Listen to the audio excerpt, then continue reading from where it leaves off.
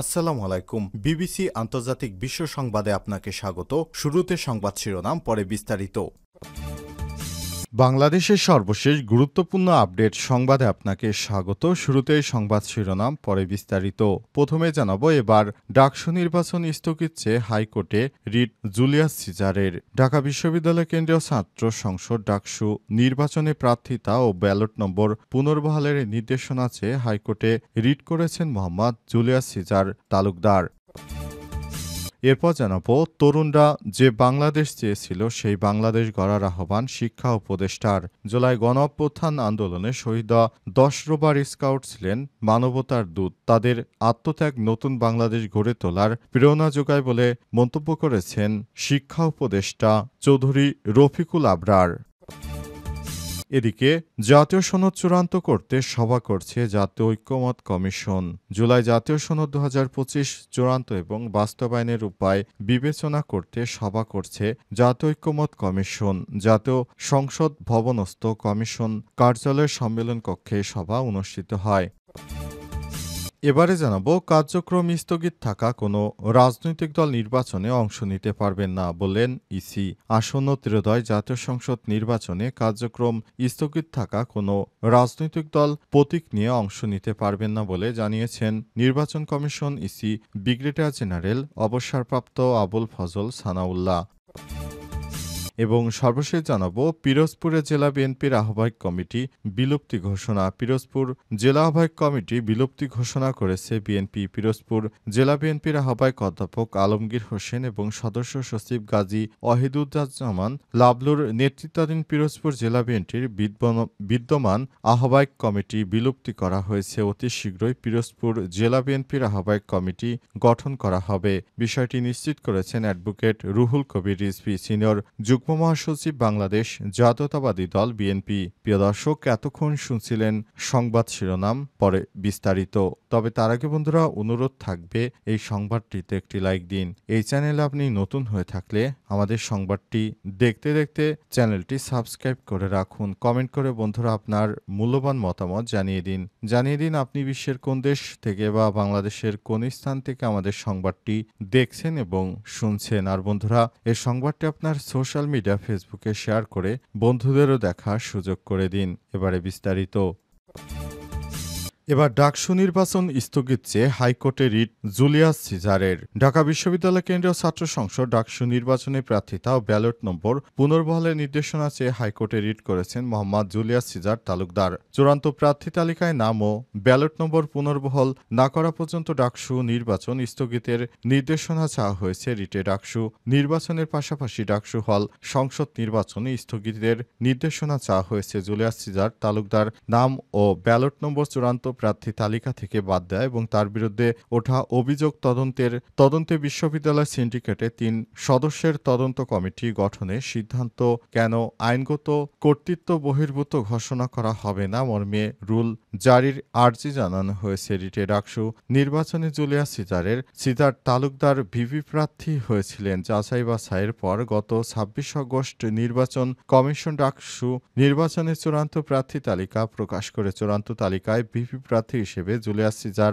তালুকদারের নাম ছিল, তার ব্যালট নম্বর ছিল 26। চূড়ান্ত তালিকা প্রকাশের পর সলিমুল্লাহ মুসলিম হলের হাউস টিচার ও সহকারী রিটার্নিং কর্মকর্তা নির্বাচন কমিশনে জুলিয়াস সিজার তালুকদারের বিরুদ্ধে নিষিদ্ধ ছাত্রলীগের সম্পৃক্ততার অভিযোগ দেয়। পরে অভিযোগের বিষয় নির্বাচন নিয়ে আপিল ট্রাইব্যুনালে শুনানি হয়, কিন্তু নির্বাচনে আপিল ট্রাইব্যুনাল তার প্রার্থিতার বিষয়ে কোনো সিদ্ধান্ত না দিয়ে নির্বাচন কমিশন সুপারিশ পাঠায়। সেই সুপারিশের ভিত্তিতে নির্বাচন কমিশন জুলিয়াস সিজারের প্রার্থিতা ব্যালট নম্বর বাদ দিয়ে দেয়। এ কারণে তিনি আবারও রিট করেছেন।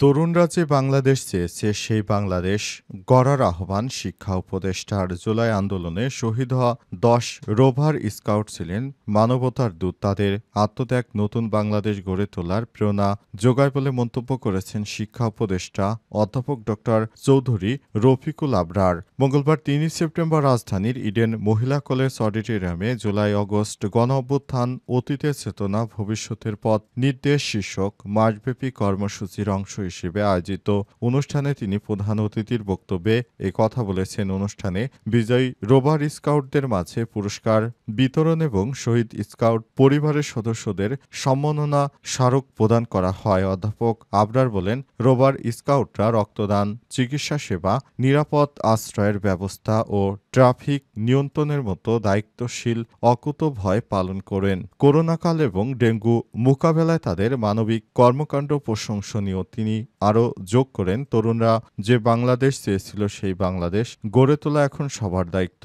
অনুষ্ঠানে বাংলাদেশ স্কাউটস এর অ্যাডহক কমিটির সদস্য সচিব মীর মাহবুবুর রহমান স্নিগ্ধ, মাধ্যমিক ও উচ্চশিক্ষা অধিদপ্তরের মহাপরিচালক প্রফেসর ড আহমেদ আজাদ খান সহ আরও অনেকেই উপস্থিত ছিলেন। তাদের মোটিভ হচ্ছে কিভাবে নতুন বাংলাদেশ আরও সুন্দর করে গড়া যায় সে মোটিভ নিয়ে তারা এবার অন্তর্বর্তীকালীন সরকার যে বাংলাদেশ গড়ার জন্য বাংলাদেশটাকে এগিয়ে নিয়ে যাচ্ছেন তার জন্য অন্তর্বর্তীকালীন সরকারের অনেক ভূমিকা রয়েছে। তিনি দেশটাকে একটি সুন্দর বাংলাদেশ গঠন করতে চান।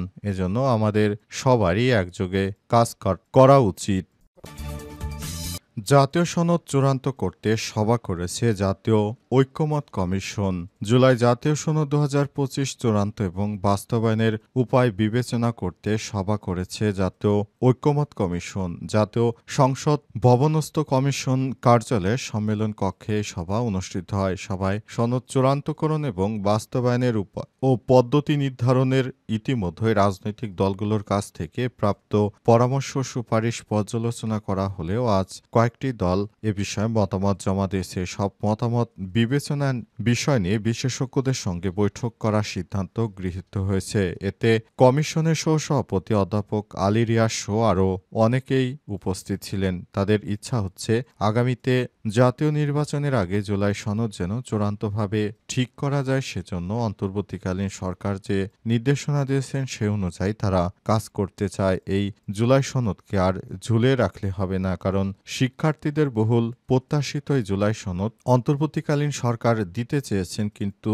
সেই জুলাই সনদ আসলে দেয়া হচ্ছে না। অন্তর্বর্তীকালীন সরকারের প্রধান উপদেষ্টা প্রফেসর ড মোহাম্মদ ইউনূসের সরকার জুলাই সনদকে এই দেশের মাটিতে যেন প্রতিস্থাপিত হয় সেজন্য তিনি কাজ করে যাচ্ছেন এবং একটি রাজনৈতিক দলের নেতাকর্মীরা বিদেশে থেকে জুলাই সনদের ব্যাপারে তারা সবকিছু প্রতিহত করার চেষ্টা করছে। তারা কখনোই বিপ্লবকে ধারণ করতে পারে না। কার্যক্রম স্থগিত থাকা কোনো রাজনৈতিক দল নির্বাচনে অংশ নিতে পারবে না বললেন ইসি। আসন্ন ত্রয়োদশ জাতীয় সংসদ নির্বাচনে কার্যক্রম স্থগিত থাকা কোনো রাজনৈতিক দল প্রতীক নিয়ে অংশ নিতে পারবে না বলে জানিয়েছেন নির্বাচন কমিশনার ইসি ব্রিগেডিয়ার জেনারেল অবসরপ্রাপ্ত আবুল ফজল সানাউল্লাহ।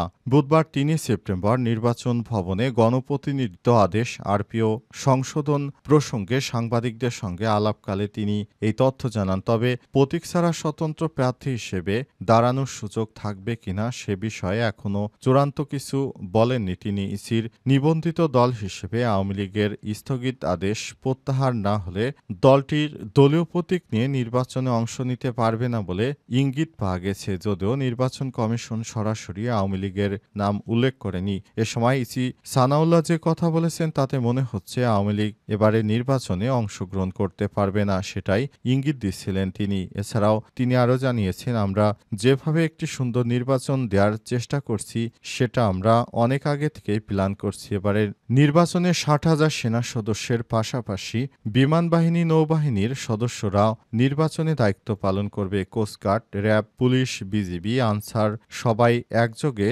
নির্বাচনে দায়িত্ব পালন করবে এবং সেনাবাহিনীদের ম্যাজিস্ট্রেসি ক্ষমতা দেয়া হবে। কেউ যেন ব্যালট পেপার ছিনতাই করতে না পারে সেজন্য সবাইকে সজাগ থাকার আহ্বান জানানো হয়েছে।